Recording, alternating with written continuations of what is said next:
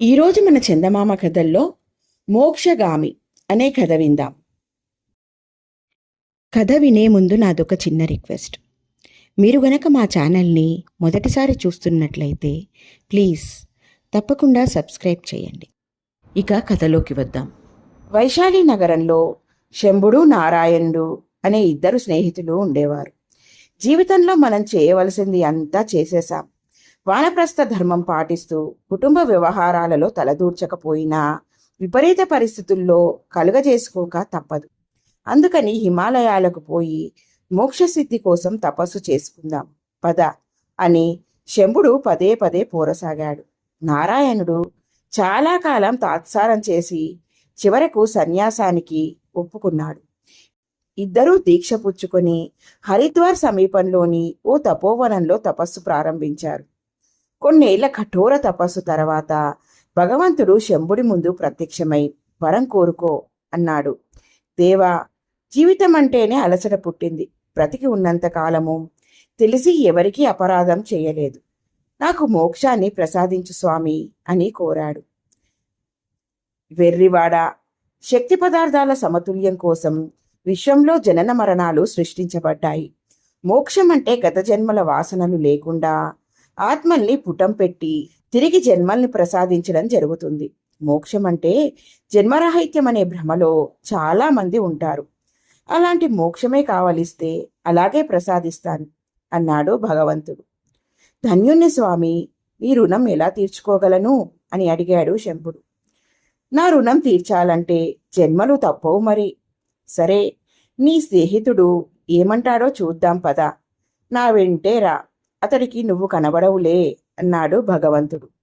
భగవంతుడు ఎదుట నిలబడి వరం కోరుకోమనగానే నారాయణుడు భక్తితో నమస్కరించి ప్రార్థించాడు. ప్రభువు, యుక్తాయుక్త విచక్షణలతో జీవితాలు కొనసాగించవలసిందిగా నీవు మానవులకు వాక్కుని జ్ఞానాన్ని ప్రసాదించావు. అయితే ఇంద్రియ స్వభావాలతో మనసు చంచలగతిని ప్రవర్తించే కారణంగా జీవిత సాఫల్యాన్ని పొందే వీలు కాలేదు. దివ్యమైన ఆత్మానందాన్ని కోరికలు పట్టిలాగే ఈ శరీరంతో పొందలేకుండా ఉన్నాను. భగవంతుడు మధ్యలో కలగజేసుకుని మోక్షాన్ని కోరుకో అన్నాడు. నీలో ఐక్యమైపోయిన తర్వాత నేను అన్న భావన లేకపోతే ఆ ఆనందాన్ని అనుభవించే మార్గమే లేదు కదా. అందుకని నాకు మోక్షం వద్దు. మరేం కావాలి? భగవంతుడు నవ్వుతూ ప్రశ్నించాడు. నాకు మరల పునర్జన్మలను ఇవ్వు. ఆరోగ్యకరమైన శరీరాన్ని ప్రసాదించు. చిత్తచాంచల్యానికి లొంగుబాటుగాని మనస్సు ప్రసాదించు. సత్యమార్గాన పయనిస్తూ నిత్యము పరోపకారం చేసే సద్బుద్ధిని కలిగించు. ప్రతి జన్మలోనూ ఈ దివ్యనామస్మరణం చేస్తూ అలౌకిక ఆనందం పొందేటట్లు అనుగ్రహించు. మోక్షం కోరి నీలో ఐక్యమైపోతే నేను సమాజానికి చేయగలిగింది ఏమీ ఉండదు కదా. అలాగే కానివ్వు. నీ చిత్తశుద్ధి నాకు నచ్చింది.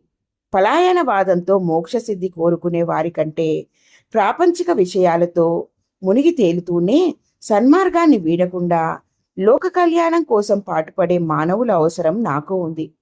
నీ ఇష్ట ప్రకారమే జరుగుతుంది అంటూ భగవంతుడు అక్కడి నుండి అదృశ్యమయ్యాడు. ఏమంటావని శంభుణ్ణి తర్వాత ప్రశ్నించాడు భగవంతుడు. మోక్షంలోనూ ఇన్ని మెలికలున్నాయని ఇప్పుడే తెలిసింది. నారాయణ ఆలోచన బాగుంది. మీ రుణం తీర్చుకోవడానికి జన్మలు తప్పవని మీరే సెలవిచ్చారు కదా, అలాగే దీవించండి అన్నాడు శంభుడు. తదాస్తు అంటూ భగవంతుడు అదృశ్యమయ్యాడు. ఎలా ఉంది ఫ్రెండ్స్ ఈ కథ? బాగుంది కదూ? నచ్చిందా? అయితే లైక్ చేయండి. మీ బంధువులకు, స్నేహితులకు ఈ కథలను షేర్ చేయండి. మరిన్ని మంచి మంచి కథల కోసం మా ఛానల్ను తప్పకుండా సబ్స్క్రైబ్ చేయండి. మరొక మంచి కథతో మళ్ళీ కలుద్దాం. ఉంటాను మరి.